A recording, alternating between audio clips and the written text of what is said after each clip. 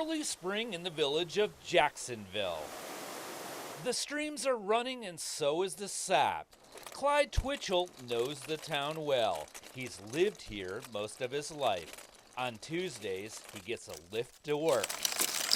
His only wheels now are on the bottom of his walker. Yeah. The hard truth is Clyde's hearing and sight have dulled a bit, but his mind is still sharp. The house wasn't sold? No.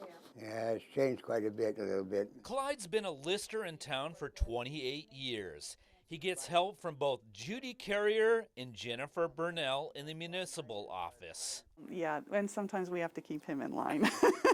No one would ever say Clyde doesn't have an opinion. They have to do what the state wants. He wishes the folks in Montpelier wouldn't stick their noses in town affairs. My name will be mud up in the state when I get through. Well, they probably won't come after you.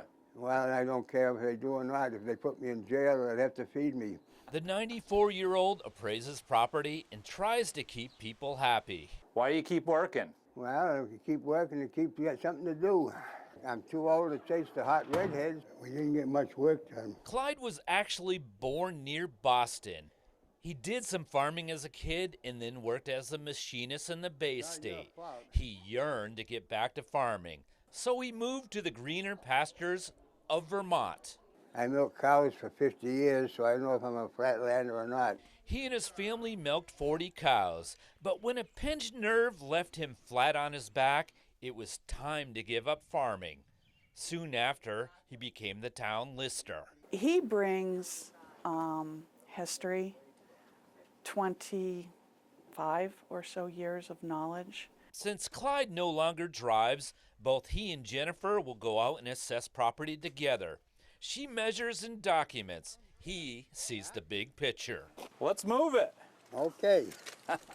He's also eager to show me Jacksonville. Take your right. Take a right, Yeah. The store's been here since I've been here. go up the hill. Yeah.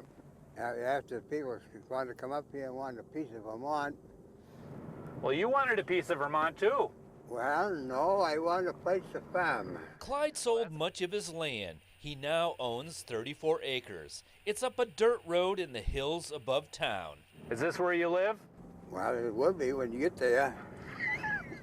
He lives alone in a 200-year-old farmhouse. His wife Florence died over a decade ago. 3 of his 4 kids live close by. Clyde knows his limitations, but he carries on without a care of what people think of a guy in his 90s working. If they like me, they like me. If they don't, they don't. A man with a sharp mind and a sharp tongue. Oh, yeah. Joe Carroll, Channel 3 News, Jacksonville.